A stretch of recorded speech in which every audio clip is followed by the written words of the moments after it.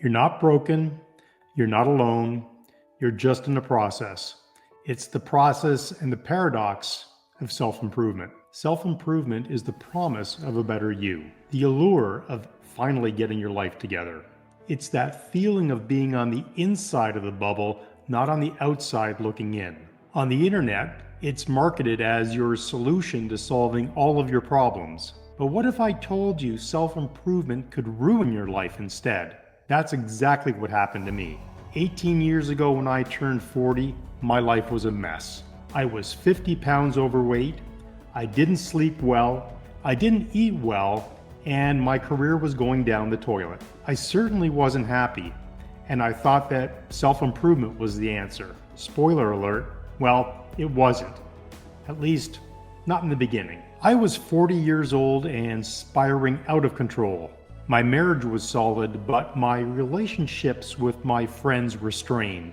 My health was deteriorating, and it felt like every day I was falling further behind. I didn't know where to turn. I wasn't just unhappy, I felt hopeless. Then one day, after a stress-induced heart scare and a subsequent visit to the ER, I discovered running. It was simple, just me and the road. It felt like freedom.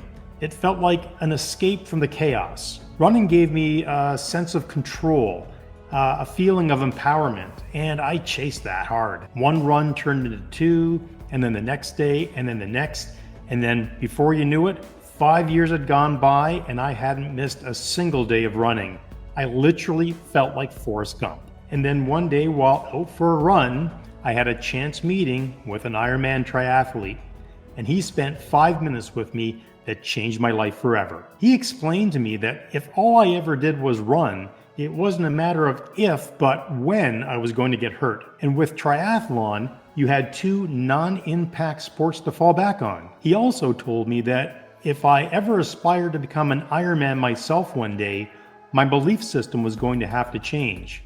My belief in what I thought was possible for my life on a day-to-day basis. Fast forward to the following November, on a cold, wet, rainy day, I was inside on my treadmill and the Ironman was on TV. I remember thinking to myself, well, he's running, I'm running, I can do that, and I can ride a bike, and I've never drowned before, I must be able to swim. How hard could this thing really be? That's when I signed up for my first Ironman. I signed up for Ironman Muskoka 70.3. I had no idea what that was, what that meant, or how I was going to get started.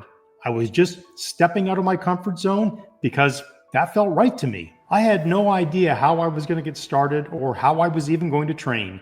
So I did what seemed like natural to me, which was go out and buy a self-help book on how to become a triathlete. That's when I discovered Joe Friel's Triathlete's Bible. This became the blueprint for my self-improvement journey. Training for the Ironman became my new identity. I was no longer the lost 45-year-old runner. I was a triathlete. I was a competitor. But here's the kicker. After completing my first Ironman 70.3 triathlon and crossing the finish line, I still felt empty. So I signed up for my first full Ironman in Louisville, Kentucky in 2011. After that race, after crossing that finish line, I thought I was going to experience euphoric happiness. But instead, I turned around and I looked at my time, and immediately my thoughts turned to, how could I be better? That happiness that I was chasing, it wasn't waiting for me at the finish line. What I experienced for the briefest of moments was just momentary pleasure. My brain immediately went into, how can I race again?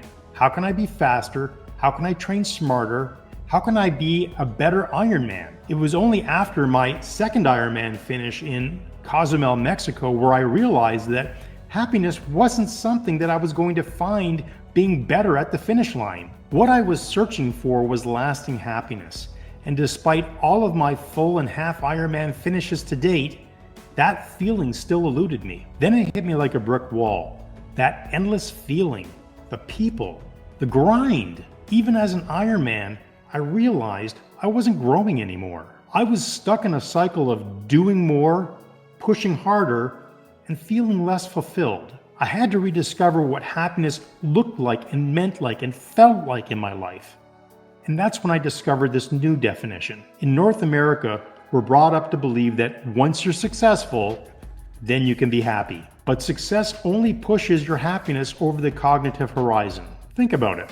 Let's say you buy a new car. After a year or so, you're not happy with your new car anymore and you want the newest model. Suppose you get a raise at work. After about a year, you're not happy with that raise anymore and you want more money. After my first Ironman, I immediately wanted to be faster.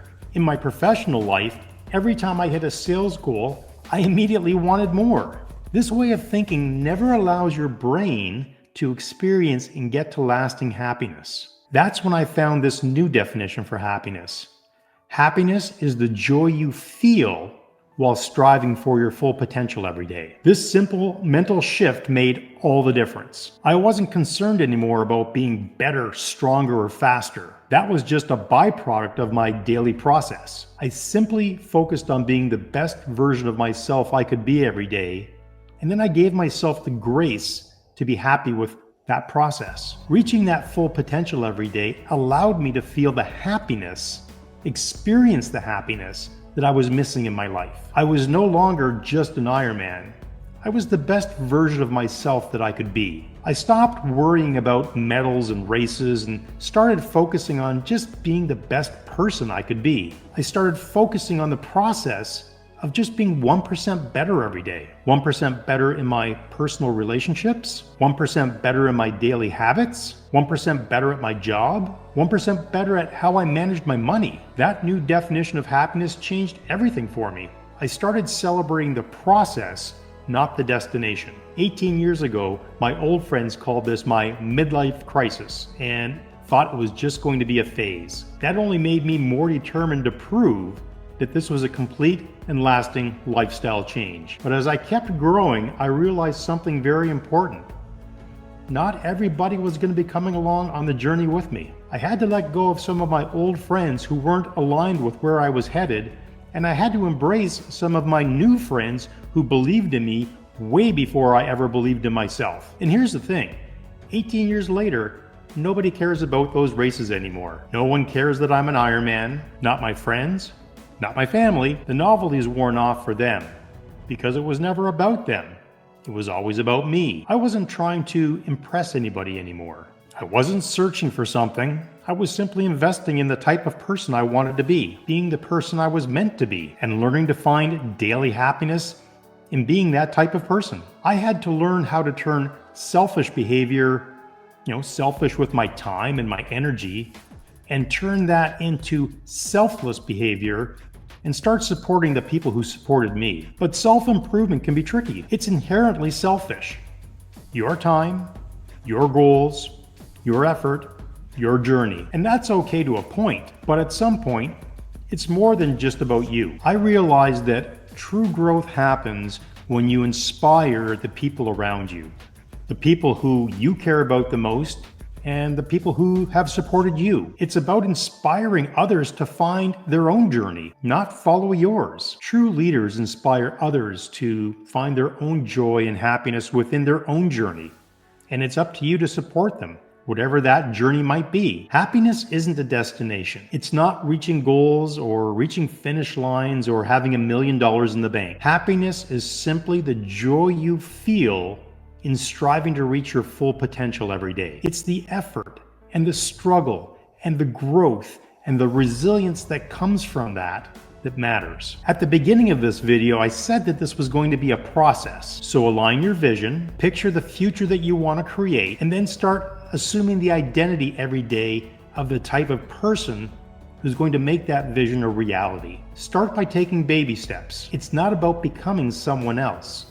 It's about becoming the best version of you that you can be, taking it one day, one step, one moment at a time. The essence of self-improvement is embodied by your resilience. Your resilience comes from experiencing life, getting out of your comfort zone, and learning from those mistakes. Resilience starts with a clear vision of who you aspire to be, assuming the identity of that type of person every day, and always be on the lookout for the proof that says that you're moving forward. It's the journey of feeling 1% better every day, 1% more confident, that's going to lead you to the happiness, the joy you feel in reaching your full potential every day. Thanks for watching this video.